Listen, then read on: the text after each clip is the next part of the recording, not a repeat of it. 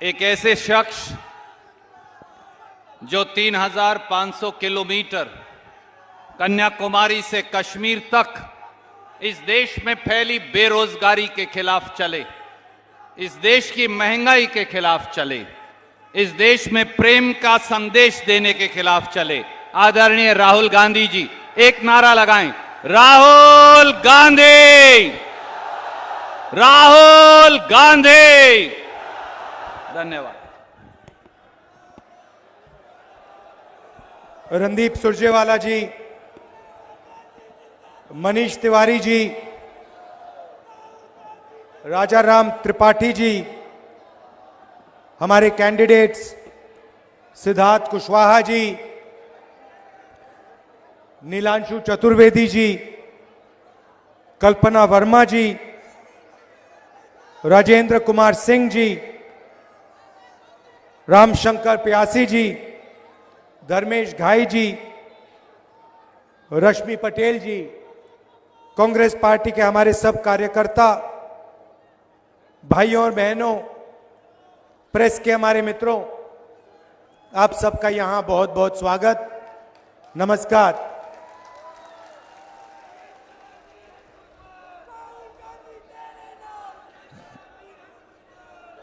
कुछ महीने पहले, एक साल हो गया, मैं कन्याकुमारी से कश्मीर तक 4,000 किलोमीटर आपके साथ, देश की जनता के साथ पैदल चला।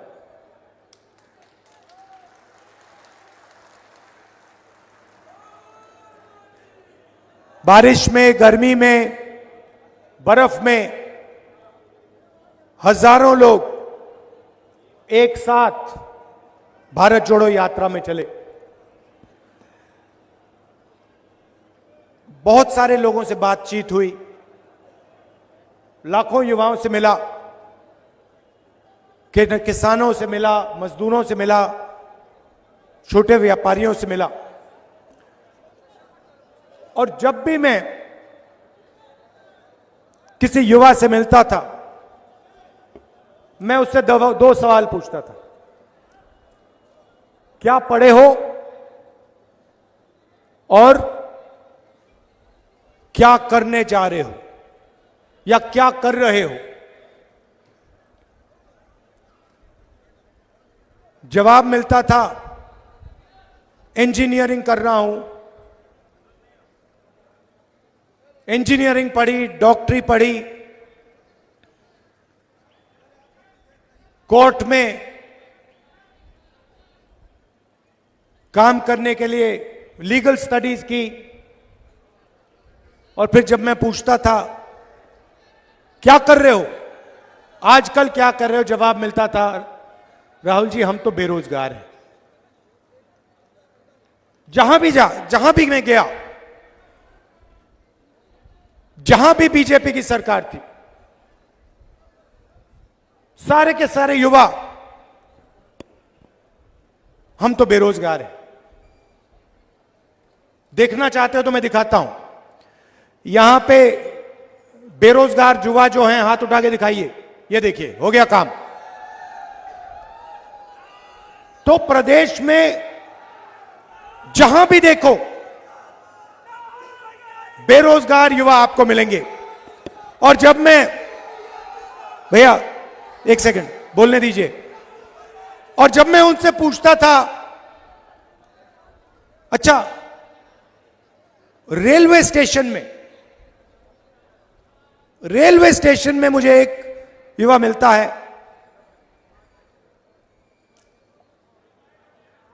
कुली जो कपड़े पहनते हैं, लाल रंग के कपड़े पहनते हैं, लाल रंग के कपड़े पहनते हुए मुझे मिलता है। मैंने बातचीत शुरू की। मैंने कहा, कुली बनने से पहले तुम्हारा सपना क्या था? कहता है, राहुल जी मैं इंजीनियर बनना चाहता था। मैंने पूछा क्या हुआ? कहता है, राहुल जी मैंने सिविल इंजीनियरिंग की डिग्री ली, हजारों रुपए मैंने प्राइवेट कॉलेज को दिए, रोजगार नहीं मिला। आज मैं कुली का काम कर रहा हूं। यह इस प्रदेश की और इस देश की सच्चाई है। युवाओं में कोई कमी नहीं है, ऊर्जा है। भैया ये बाद में करना। ऊर्जा है, देश को मजबूत बनाना चाहते हैं, देश को खड़ा करना चाहते हैं, मगर यह देश करोड़ों युवाओं को रोजगार नहीं दे पा रहा है। तो सवाल उठता है, यह हो क्यों रहा है? युवाओं में कोई कमी नहीं है। अगर कमी होती तो हम कहते देखो भैया, युवा काम नहीं करना चाहते, युवाओं में कमी है इसलिए रोजगार नहीं है। मगर युवाओं में कोई कमी नहीं है। दुनिया के सबसे कर्मठ होशियार युवा हमारे देश में है, इस प्रदेश में है। लाखों युवाओं से मैं मिला हूं, कोई कमी नहीं है।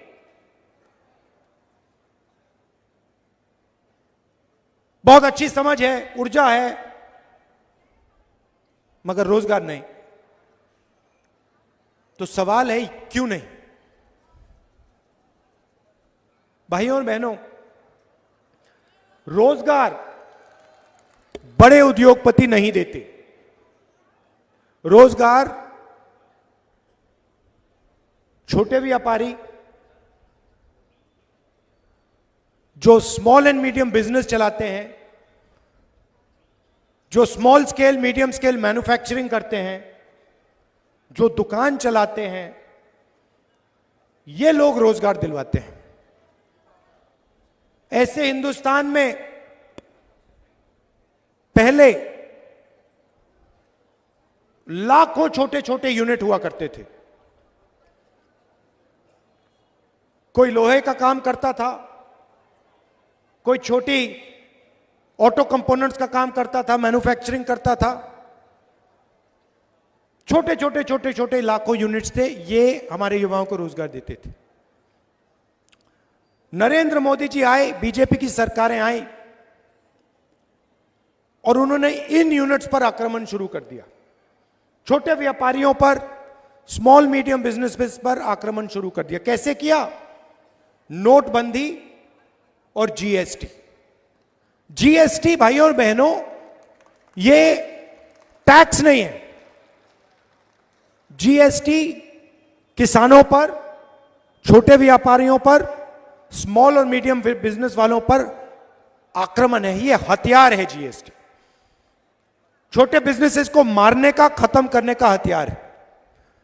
पहली बार हिंदुस्तान में, पहली बार किसान टैक्स देता है। 12% ट्रैक्टर पे, 18% पेस्टिसाइड पे, 5% फर्टिलाइजर पर। हमारा किसान, जो इस देश की रीढ़ की हड्डी है, वो जीएसटी में टैक्स देता है। और पूरा देश जीएसटी में हर रोज पैसा भरता रहता है। गाड़ी में पेट्रोल डाला, स्कूटर में पेट्रोल डाला, जीएसटी। कपड़े खरीदे, जीएसटी। स्कूटर खरीदा, जीएसटी। किसान खेत में काम कर रहा है, ट्रैक्टर चला रहा है, जीएसटी। जीएसटी कौन देता है? जीएसटी देश की गरीब जनता देती है।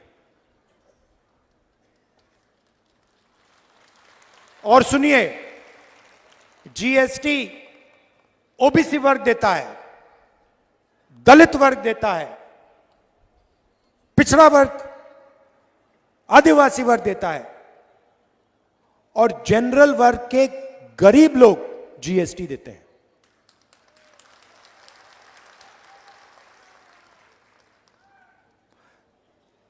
तो बीजेपी की सरकारें क्या करती हैं? आपसे जीएसटी लेती हैं, गरीबों से, और बैंक का पूरा पैसा 3-4 उद्योगपतियों को पकड़ा देती है।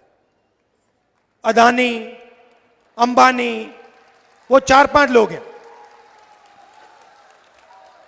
अब मैं आपसे पूछता हूं, 2 तरीके की सरकार होती है। एक सरकार होती है जो गरीबों के जेब में पैसा डालती है, दूसरी सरकार होती है जो 2-3 बड़े उद्योगपतियों की जेब में पैसा डालती है। तीसरी सरकार नहीं होती, बस 2 टाइप की होती है। अब देखिए, कांग्रेस पार्टी ने मनरेगा दिया। मनरेगा गरीबों की जेब में पैसा है, अमीरों के जेब में पैसा है? भोजन का अधिकार गरीबों के जेब में, अमीरों के जेब में?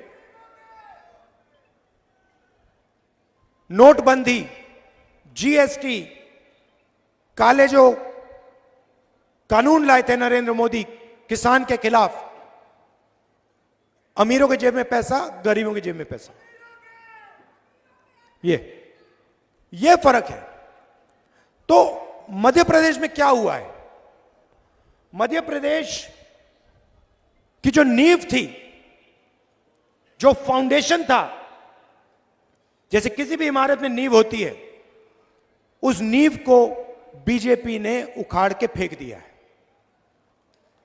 उठा के फेंक दिया है, खत्म कर दिया। नींव कौन है? नींव किसान है, नींव मजदूर है, नींव बेरोजगार युवा है, छोटे दुकानदार हैं, स्मॉल और मीडियम बिजनेस जो चलाते हैं वो हैं। और इन सबको पिछले 15 साल यहां पे बीजेपी ने खत्म कर दिया है। छोटा सा आपको उदाहरण देना चाहता हूं। पास में छत्तीसगढ़ है। कुछ दिन पहले कैंपेन में मैं 10-15 किसानों से मिला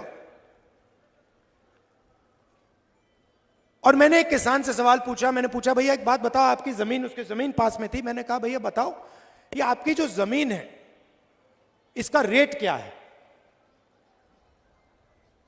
मैं हैरान हो गया। किसान मुझे कहता है, राहुल जी मुझे रेट नहीं मालूम। मैंने कहा, भाई तुम्हें रेट नहीं मालूम? तुम्हें रेट क्यों नहीं मालूम? अपनी जमीन की रेट क्यों नहीं मालूम? कहता है, राहुल जी मैं तो इसको कभी बेचूंगा नहीं, मैं बेचना नहीं चाहता जमीन को। अगर मैं बेचना नहीं चाहता तो रेट का क्या मतलब? तो मैंने कहा, बेचना क्यों नहीं चाहते हो? कहता है, राहुल जी मुझे यहां पे धान के लिए 3,200 रुपए प्रति क्विंटल मिलता है। बीजेपी की सरकार थी, डर लगता था, कर्जे में जीता था। रोज मुझे यह नहीं मालूम होता था कि कब आत्महत्या करने की जरूरत पड़ जाए। भाई और बहनों, मध्य प्रदेश में 18,000 किसानों ने आत्महत्या की है पिछले 18 साल।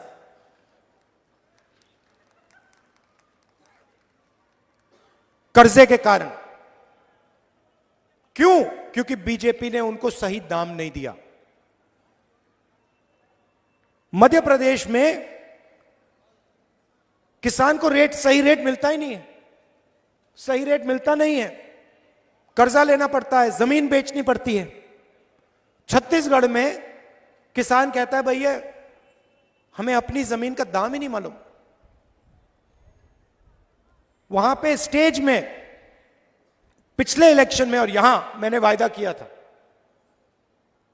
छत्तीसगढ़ में मैंने कहा था कि देखिए धान का रेट, 5 साल पहले की बात कर रहा हूं, धान का रेट 2,500 रुपए प्रति क्विंटल छत्तीसगढ़ के किसानों को गारंटी करके मिलेगा। पहला वायदा। दूसरा वायदा, छत्तीसगढ़ के किसान का कर्जा माफ होगा। तीसरा वायदा, हर महीने मजदूरों के बैंक अकाउंट में छत्तीसगढ़ की सरकार सीधा पैसा डालेगी। ये 3 वायदे किसानों मजदूरों को किए मैंने, और ये हमने पूरे कर दिए। अब हुआ क्या? नहीं, अब हुआ क्या? बीजेपी पैसा देते हैं अदानी जी को, बड़े बड़े कॉन्ट्रैक्टर्स को, अरबपतियों को। जब बीजेपी की सरकार अदानी को पैसा देती है तो अदानी उस पैसे को कहां खर्च करता है? मध्य प्रदेश में खर्च करता है, आपके गांव में खर्च करता है, कस्बों में खर्च करता है, अमेरिका में जाके घर खरीदता है, जापान में जाके घर खरीदता है, दुबई में घर जाके खरीदता है, दिल्ली में जाके रेस्टोरेंट में खाना खाता है। तो आपका पैसा आपके जेब से निकलता है, जीएसटी से निकलता है, अदानी जी की जेब में जाता है और बाकी दुनिया में चला जाता है। और जब हम किसानों को पैसा देते हैं, मजदूरों को पैसा देते हैं, तो किसान क्या करता है? छोटे दुकानदार के यहां जाता है, गांव में, शहरों में, और माल खरीदता है। जैसे ही किसान और मजदूर दुकान में जाकर माल खरीदते हैं, छोटे व्यापारी का बिजनेस चालू हो जाता है। मतलब जैसे मोटरसाइकिल का इंजन चालू होता है, वैसे अर्थव्यवस्था चालू हो जाती है। तो आज मध्य प्रदेश में किसान डरा हुआ है, मजदूर डरा हुआ है, छोटा दुकानदार डरा हुआ है, छोटे व्यापारी डरे हुए हैं, क्योंकि आपकी जो अर्थव्यवस्था है उसका इंजन चालू नहीं है। और इस भाषण में आपको यह बताना चाहता हूं कि हमारा लक्ष्य जो हमने छत्तीसगढ़ के किसानों के लिए किया है, वो हम मध्य प्रदेश के किसानों और मजदूरों और छोटे दुकानदारों के लिए करना चाहते हैं।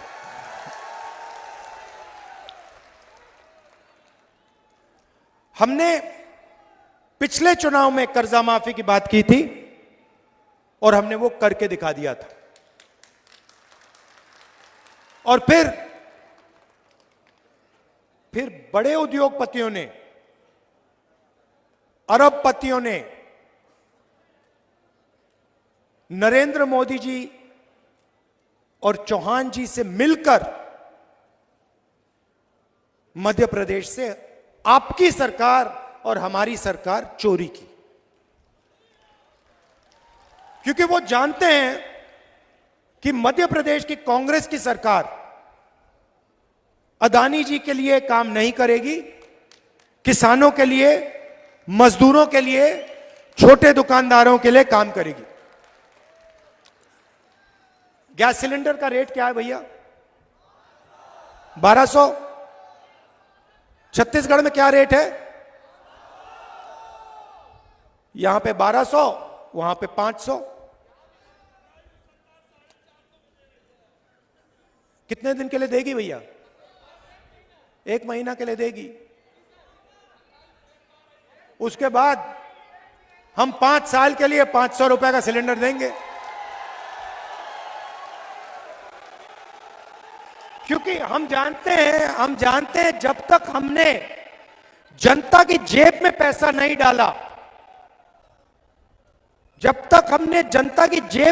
नहीं डाला, तब तक मध्य प्रदेश पैरों पर नहीं खड़ा हो सकता। मैंने छत्तीसगढ़, कर्नाटक के चीफ मिनिस्टर से साफ कह दिया, और मध्य प्रदेश में भी यही कहूंगा, जितना पैसा बीजेपी ने अदानी और बड़े अरबपतियों को दिया है, उतना पैसा कांग्रेस पार्टी की सरकार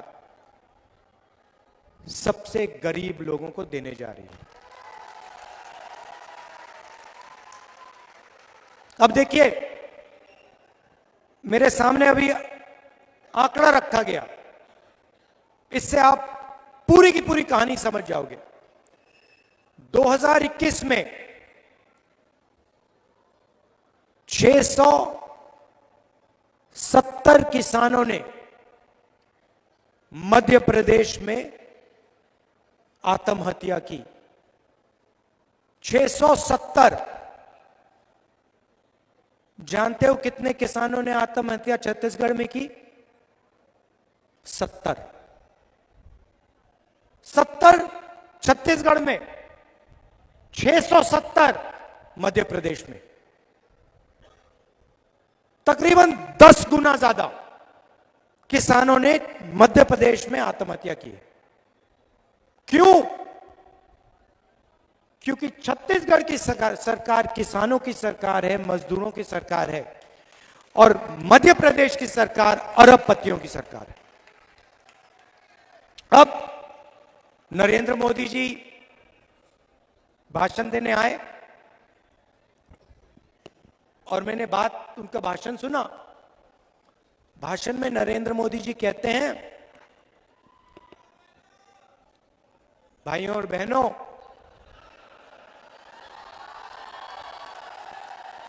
कहते थे, भाइयों और बहनों, मैं ओबीसी वर्ग का हूं।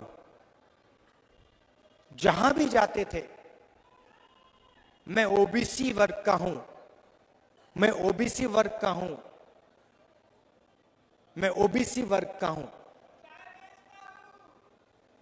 भैया 2 करोड़ रुपए का सूट पहनते हैं, क्या चाय की बात कर रहे हो? हजारों करोड़ रुपए के हवाई जहाज में जाते हैं,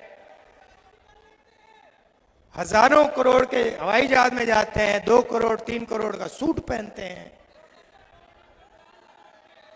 खैर, कहते हैं मैं ओबीसी हूं। हर भाषण में बोल बोलकर प्रधानमंत्री बन गए। भैया, एक दिन में नरेंद्र मोदी कम से कम 1-2 सूट तो पहनेंगे। आपने कभी देखा 2 दिन में नरेंद्र मोदी ने 1 सूट पहन लिया? कभी देखा आपने? कभी देखा है? मेरी ये सफेद शर्ट चलती है, बस यही चलती है।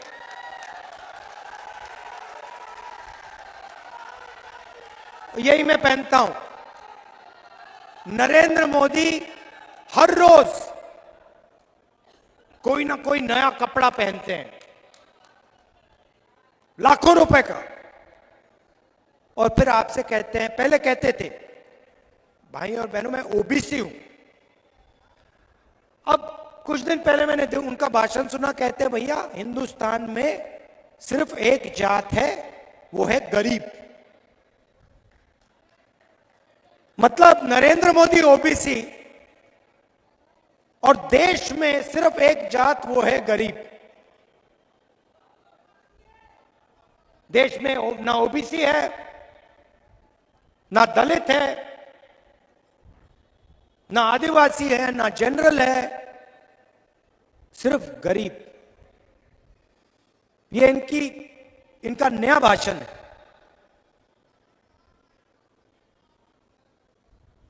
हिंदुस्तान से नरेंद्र मोदी के दिमाग में जात पता है क्यों गायब हो गई? क्योंकि मैंने जाति जनगणना की बात शुरू कर दी। जैसे मैंने कहा कि भैया ये पता लगाते हैं इस देश में कितने ओबीसी युवा हैं, कितने दलित हैं, कितने आदिवासी हैं, किसकी कितनी आबादी है। उस दिन से नरेंद्र मोदी कहते हैं, राहुल जी, हिंदुस्तान में कोई जात नहीं, गायब हो गई जात, खत्म।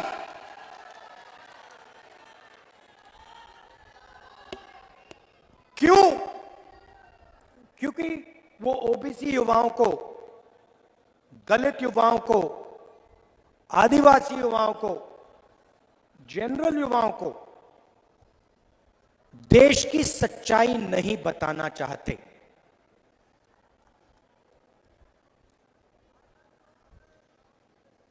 कन्याकुमारी से कश्मीर में चला, मेरा एक्सपीरियंस है सबसे ज्यादा मुझे ओबीसी वर्ग के लोग मिले। जहां भी मैं गया सबसे ज्यादा ओबीसी वर्ग के लोग मिले। अंदाजे से कहता हूं कम से कम हिंदुस्तान में 50% ओबीसी वर्ग है, अंदाजे से कहता हूं। तो नरेंद्र मोदी जी कहते हैं, शिवराज चौहान जी कहते हैं कि मध्य प्रदेश में ओबीसी की सरकार चल रही है। मैंने आपके लिए आंकड़ा निकाला है। मध्य प्रदेश की सरकार को, दिल्ली की सरकार को एमएलए नहीं चलाते।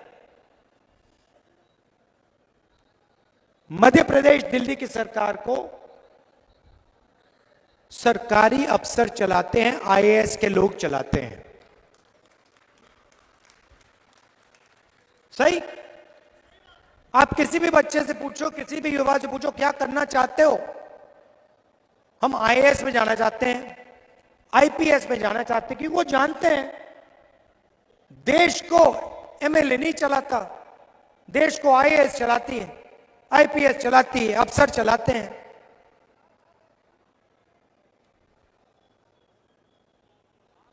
तो मैंने सवाल पूछा, मध्य प्रदेश को 53 सेक्रेटरी चलाते हैं, सरकारी अफसर हैं। मध्य प्रदेश का पूरा बजट जो है, इसको ये 53 लोग बांटते हैं। तो मैंने पता लगाया, मध्य प्रदेश में ओबीसी की सरकार है। मैंने सुना है ओबीसी की सरकार है। तो अगर ओबीसी की सरकार है तो 53 ऑफिसर में से ओबीसी होंगे? नहीं होने चाहिए ना भाई और बहनों। 53 में से आप जानते हो कितने अफसर हैं ओबीसी वर्ग के मध्य प्रदेश में? जहां नरेंद्र मोदी, शिवराज चौहान जी आपसे झूठ बोलते हैं कि ओबीसी की सरकार चल रही है, आपको मालूम है कितने हैं? 53 में से एक, 53 में से एक अफसर ओबीसी। अच्छा, मजे की बात सुनो,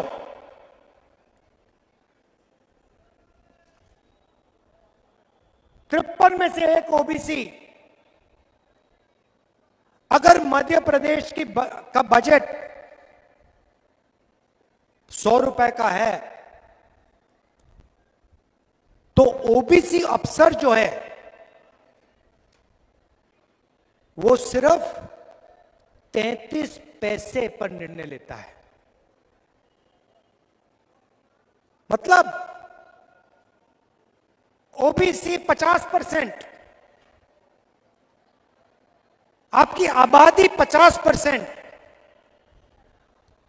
आपकी भागीदारी 100 रुपए में से 33 पैसा।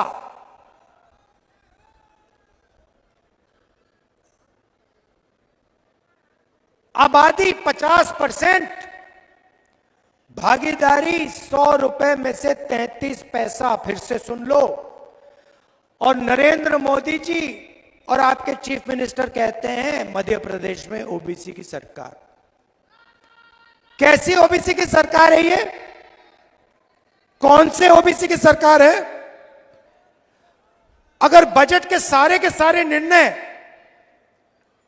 53 अफसर लेते हैं और उन 53 में से एक ओबीसी है और बजट का 0.3% निर्णय ओबीसी ले रहे हैं, तो ओबीसी की सरकार कैसे? आपको झूठ बोला जा रहा है। यहां कोई ओबीसी की सरकार नहीं है, यहां पे ओबीसी की कोई भागीदारी नहीं है।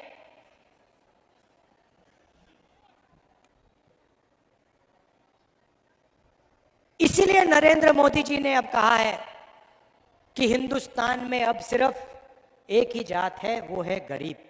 क्योंकि नरेंद्र मोदी आपको सच्चाई नहीं बताना चाहते। नरेंद्र मोदी हिंदुस्तान की सच्चाई ओबीसी वर्ग को नहीं बताना चाहते, और मैं हिंदुस्तान की सच्चाई ओबीसी वर्ग को बताना चाहता हूं। मैं ओबीसी वर्ग को कहना चाहता हूं कि आपकी आबादी 50%, आपकी भागीदारी 0.3%। शर्म की बात है। नरेंद्र मोदी इस बात को छुपाना चाहते हैं।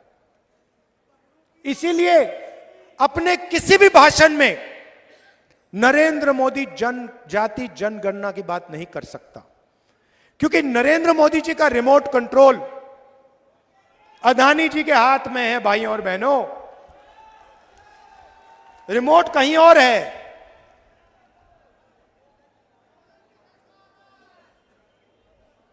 टीवी यहां आपके सामने, रिमोट कहीं और। सच्चाई तो जैसे ही मध्य प्रदेश की सरकार आएगी, हमारा पहला कदम जाति जनगणना सर्वे मध्य प्रदेश में, और जैसे ही हमारी सरकार दिल्ली में आएगी, नेशनल जाति जनगणना कांग्रेस पार्टी करके दे देगी। होगा क्या? बात समझिए। किसी को चोट लगती है, किसी को पैर में चोट लगती है, पहला काम आप अस्पताल जाते हो, पहला काम होता है भैया एक्सरे करिए। डॉक्टर कहता है जाके एक्सरे करो। एक्सरे के बाद पता लग जाता है कि टांग टूटी हुई। जाति जनगणना देश का एक्सरे है। एक्सरे के बाद हर आदिवासी को, हर दलित को, हर ओबीसी को, हर जनरल कास्ट के युवा को पता लग जाएगा मेरी आबादी इस देश में कितनी है, मेरी भागीदारी कितनी होनी चाहिए। और फिर मध्य प्रदेश और देश का सच्चा विकास शुरू हो सकेगा। जिस दिन तक जाति जनगणना नहीं होगी, तब तक पिछड़ी जातियों को भागीदारी नहीं मिल सकती। यह सच्चाई है और यह क्रांतिकारी काम है। इससे देश बदल जाएगा, करोड़ों लोगों की जिंदगी बदल जाएगी। मैं उदाहरण देता हूं आपको छोटा सा, जिससे आप पूरी बात समझ जाएंगे।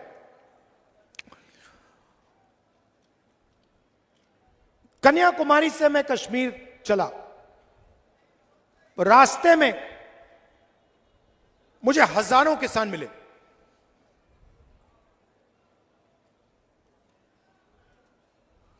तूफान आया, उनका नुकसान हुआ। मैंने उनसे पूछा, और मैं एक की बात नहीं कर रहा हूं, मैं हजारों किसानों की बात कर रहा हूं। मैंने उनसे पूछा, भैया एक बात बताओ, ये जो फसल बीमा योजना है, जब आपके खेत में नुकसान हुआ, क्या इसका पैसा आपको मिला? हजारों किसानों ने मुझे कहा कि राहुल जी, जब नुकसान हुआ हम ईमेल करते रहे, फोन लगाते गए, कुछ नहीं हुआ, पैसा गायब हो गया। हजारों किसानों ने। अब सुनिए होता क्या है। बीमा योजना का पैसा 35,000 करोड़ रुपए,